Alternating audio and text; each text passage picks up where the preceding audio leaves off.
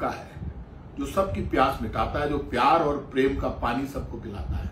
चाहे घर टूटा हो, चाहे फूटा हो, चाहे हवेली छोटी हो, चाहे खुद को खाने के लिए मिले या नहीं मिले, लेकिन सबकी सुनता है। जो दलित, शोषित, पीड़ित और जो सबसे पीछे खड़ा होकर दर्द के लिए पुकारता है, उसके दर्द को मिटाने के लिए निकलता है, खुद अपनी गर्दन कटवा लेता है, लेकिन गांव में चौराहे पर, चौक पर खड़ा होकर खुद मरने की ताकत रखता है।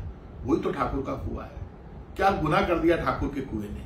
ठाकुर के कुएं ने सबसे बड़ा कुछ काम किया है तो देश के लिए, धरती के लिए, मां के लिए, स्वाभिमान के लिए, धर्म के लिए, सच्चाई के लिए हमेशा आगे बढ़कर अपनी गर्दन कटाने का काम किया।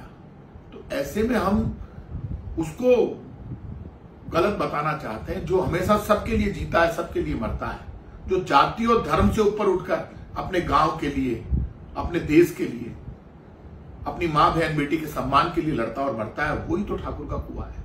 और आप मुझे ये बता दीजिए, जब भगवान राम सबरी के झूठे बेर खाते हैं, भक्त शिरोमणि मीरा के गुरु कौन? गुरु रैदास।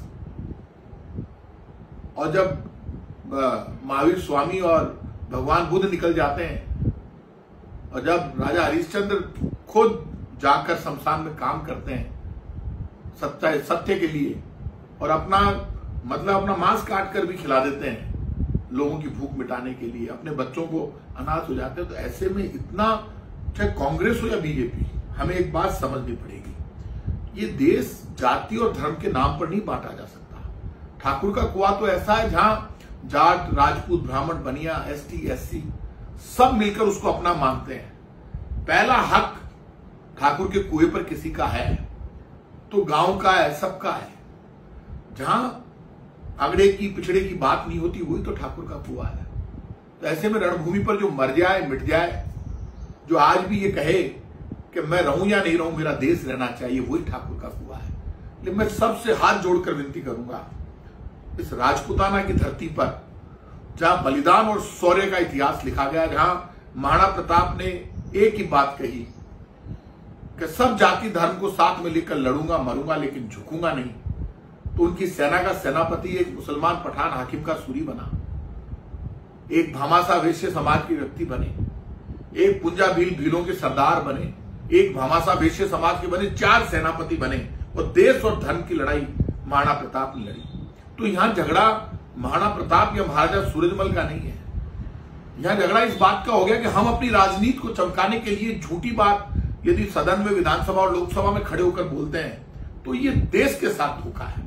और धोखा, देश के साथ धोखा करने का, जातिगत टकराव खड़ा करने की कोशिश करने का, धर्म में टकराव खड़ा करने की कोशिश करने का अधिकार ना बीजेपी के नेताओं को है, ना कांग्रेस के नेताओं को है। हम जातिगत मर्यादा हमें रखनी पड़ेगी। खाचरियावास की धरती के मिठोड़ी कुएं का पानी पूरा गांव पीता है, वहां ना कोई अगड़ा है ना पिछड़ा है। सबसे पहला अधिकार किसका? जो पीछे रह गया, दलित है, शोषित है, उसका। तो यहां ना किसी जाति का टकराव है, ना अगड़े और पिछड़े का है। यहां सिर्फ राजनीति चमकाने के लिए जो लोग गलत भाषा का प्रयोग कर रहे हैं, उनको समझ लेना चाहिए, ये राजस्थान की भाषा नहीं है, ये प्यार और प्रेम की भाषा नहीं है। इस भाषा से अलग निकलिए। हमारा प्यार और प्रेम बना रहना चाहिए। हमारा राजस्थान और हिंदुस्तान जातिगत टकराव से और धर्म के टकराव से ऊपर उठकर तिरंगे के लिए आगे बढ़ना चाहिए। इसलिए मैं सबसे कहूंगा, प्लीज रिक्वेस्ट है, ऐसे किसी को टारगेट मत करो। सबका सम्मान करना सबकी जिम्मेदारी है। जय हिंद।